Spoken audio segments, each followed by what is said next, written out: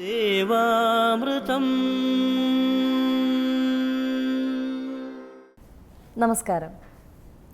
ഈശ്വര ചൈതന്യത്തിലേക്ക് നമ്മെ ഏറെ അടുപ്പിക്കുന്ന ദേവാമൃതത്തിൻ്റെ മറ്റൊരു പുതിയ അധ്യായത്തിലേക്ക് ഏവർക്കും സ്വാഗതം. ആദ്യം നമുക്ക് ശ്രവിക്കാം ഗുരുസാഗരം. സാഗരം അറിവിൻ്റെ സാഗരം, ഗുരുസാഗരം.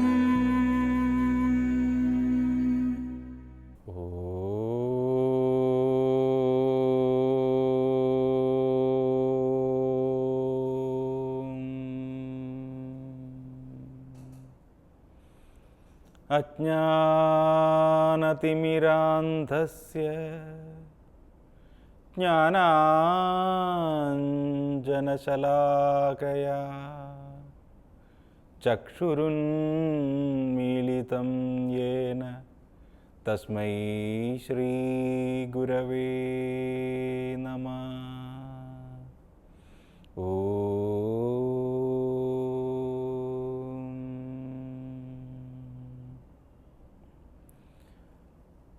സർവലോകർക്കും നാഥനായിരിക്കുന്ന ശ്രീനാരായണ ഗുരുദേവൻ്റെ ദിവ്യ സാന്നിധ്യം കൊണ്ട് പവിത്രമായ ഗുരുസാഗരം പരിപാടിയിലേക്ക് ഏവർക്കും സ്വാഗതം.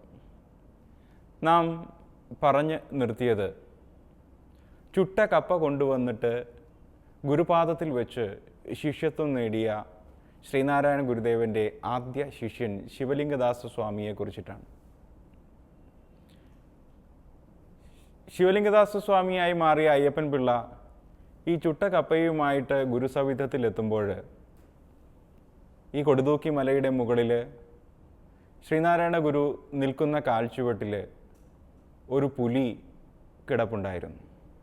ഈ പുലിയെ കണ്ട് ഭയന്ന അയ്യപ്പൻ പിള്ള അങ്ങോട്ടേക്ക് അടുക്കാതെ മാറി നിന്നപ്പോൾ ഗുരു അയ്യപ്പൻ പിള്ളയോട് പറഞ്ഞു, ഭയപ്പെടേണ്ട, അത് നീയാണെന്ന് കരുതിയാൽ മതി. അങ്ങനെ ഭയം മാറി അടുത്തു ചെന്ന് കപ്പ പാത കാണിക്കയായിട്ട് വയ്ക്കുകയുണ്ടായി. ഭയപ്പെടേണ്ട, അത് നീയാണ്, എല്ലാം നീ തന്നെയാണ്, നിന്റെ സ്വരൂപമാണ് ഈ നിറഞ്ഞു കാണുന്നതെല്ലാം എന്ന അദ്വൈത വേദാന്തം ഉപദേശിച്ചുകൊണ്ടാണ് ആദ്യ ശിഷ്യനെ ശ്രീനാരായണ ഗുരു തന്നിലേക്ക് വലിച്ചടുപ്പിക്കുന്നത്. ആ ആദ്യ ശിഷ്യൻ അദ്വൈത വേദാന്തം കേട്ടുകൊണ്ട് ഗുരുവിൻ്റെ ശിഷ്യനായപ്പോൾ ആ വേദാന്ത ചിന്ത ശിഷ്യനിലും ഉറയ്ക്കുകയുണ്ടായി.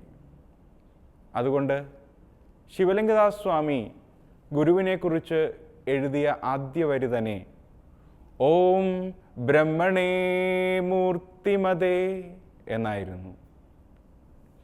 ബ്രഹ്മം, പരമമായിരിക്കുന്ന ബ്രഹ്മം, മൂർത്തിരൂപമായിരിക്കുന്നവനെ.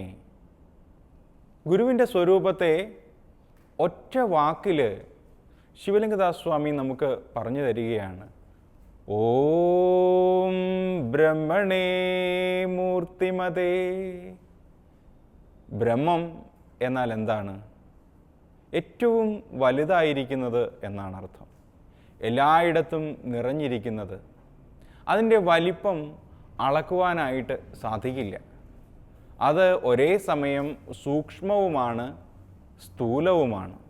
ഏറ്റവും സൂക്ഷ്മമായിരിക്കുന്ന പൊരുളിൽ നിന്ന് സ്ഥൂലമായിരിക്കുന്ന ഈ പ്രപഞ്ചമായി നിറഞ്ഞിരിക്കുന്നതാണ് ബ്രഹ്മമെന്ന് പറയുന്നത്. ആ ബ്രഹ്മം ഒരു മൂർത്തിരൂപം പ്രാപിച്ച് മനുഷ്യരൂപം പ്രാപിച്ച് വന്നിരിക്കുന്നവനാണ് ഗുരു എന്ന് പറയുന്നത്. ശ്രീനാരായണ ഗുരുവിനെക്കുറിച്ച് പറയുമ്പോൾ നാരായണ ഗുരു എന്ന് ഗുരു സ്വയം അഭിസംബോധന ചെയ്യുകയായിരുന്നു.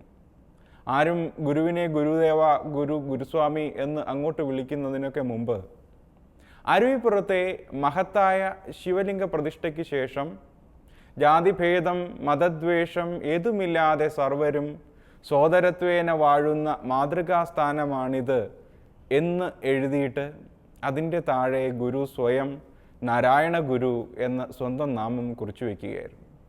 നാരായണനായിരിക്കുന്ന ഗുരു. നാരായണൻ എന്ന് പറഞ്ഞാൽ ഇത് തന്നെയാണ്, എല്ലായിടത്തും നിറഞ്ഞിരിക്കുന്നവൻ, നാരത്തിൽ അയനം ചെയ്യുന്നവൻ, അറിവിൽ ശയിക്കുന്നവൻ, അറിവ് അവനിൽ നിറഞ്ഞ് ശയിക്കുന്നത് എന്നർത്ഥം.